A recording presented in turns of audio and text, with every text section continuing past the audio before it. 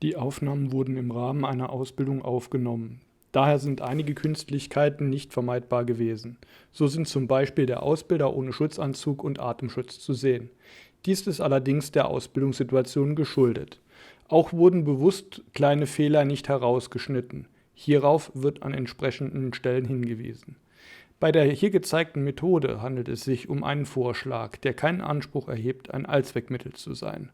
Allerdings hat sich gezeigt, dass mit dieser Methode eine handlungsunfähige Einsatzkraft schnell und mit kalkulierbarem Risiko aus dem Schutzanzug herausgeholt werden kann. Der Sicherungstrupp bringt die bewusstlose, aber atmende Einsatzkraft vom Unfallort zur Notdekontamination.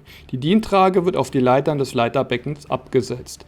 Anschließend verlassen alle Einsatzkräfte das Leiterbecken, damit der Notdekontaminationstrupp seine Arbeit aufnehmen kann. Es erfolgt die Kontrolle auf Kontamination. Bei Bedarf erfolgt eine schnelle Notdekontamination des Rückenbereichs, da dieser Teil eigentlich der sauberste Bereich sein sollte. Man beachte, dass keine unnötigen Berührungen stattfinden, da dies zur Kontaminationsverschleppung führen könnte. Hier berührt die Schlaufe des Kontamaten den Verletzten.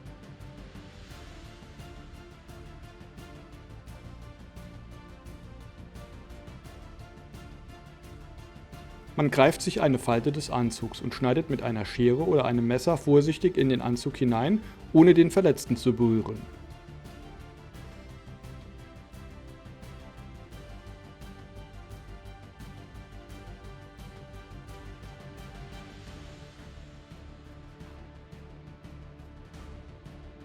Der Schnitt wird dann mittig des Rückens nach oben durchgeführt.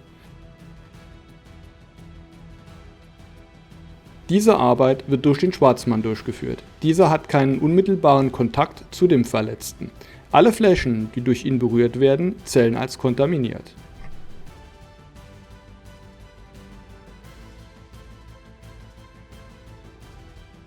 Erfolgt die Helmabnahme vor dem Einschneiden, kann der Schnitt bis zum Kopf durchgeführt werden. Es ist empfehlenswert, den Helm frühzeitig abzunehmen. Hier wurde es im Eifer des Gefechts vergessen und muss nun nachgeholt werden. Der Anzug wird nun weiter aufgeschnitten.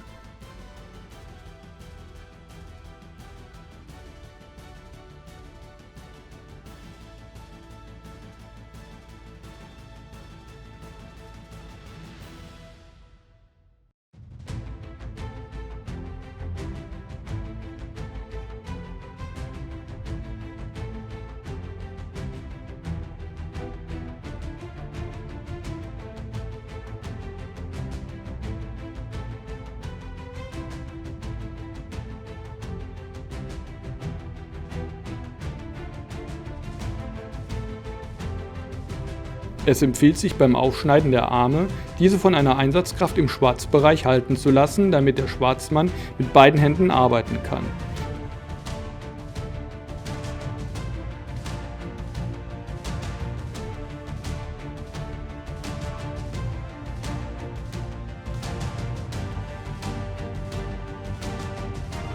In dieser Übung wird auch der direkte Vergleich demonstriert.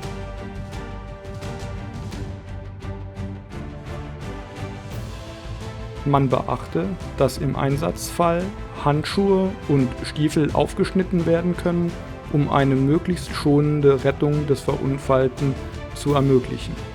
Hier wurde aufgrund der Übungssituation darauf verzichtet.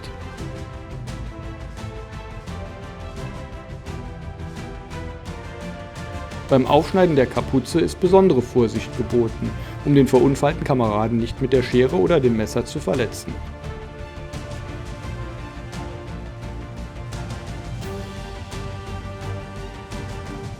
Die Kapuze wird bis etwa zum Anfang der Stirn aufgeschnitten, um ausreichend Platz zu schaffen. Nun erfolgt die Entfernung der Maske. Diese übernimmt der Weißmann, also die Person, die bislang keinen Kontakt mit der Außenseite der verunglückten Einsatzkraft hatte. Die Bebänderung wird gelöst, sodass die Maske einfach abgestreift werden kann. Im Einsatzfall kann die Bebänderung natürlich ausgehakt oder mit einer sauberen Schere durchtrennt werden.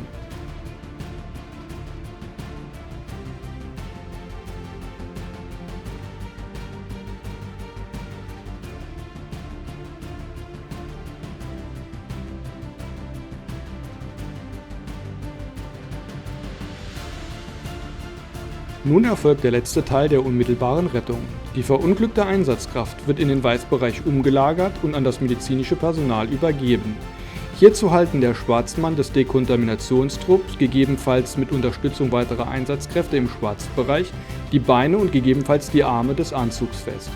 Der Weißmann zieht die Einsatzkraft aus dem Anzug auf eine weitere Trage hinaus, die sich im Übergang zum Weißbereich befindet.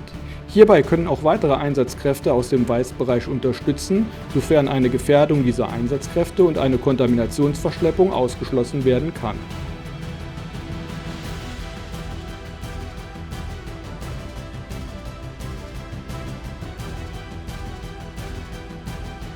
Dieses Video entstand, da es meines Wissens nach nirgendwo frei verfügbare Videos zur Kameradenrettung aus Chemikalienschutzanzügen gibt. Mein Dank gilt allen Teilnehmern des Lehrgangs, die ihre Zustimmung zu den Aufnahmen gaben. Da die Kamerabedienung parallel zur Überwachung der Übung stattfand, wird sicher über kurz oder lang eine überarbeitete Fassung entstehen. Daher bin ich auch für konstruktive Kritik immer zu haben. Die kann man in den Kommentaren posten oder mir per Nachricht zukommen lassen. Vielen Dank fürs Schauen und vielleicht auch abonnieren.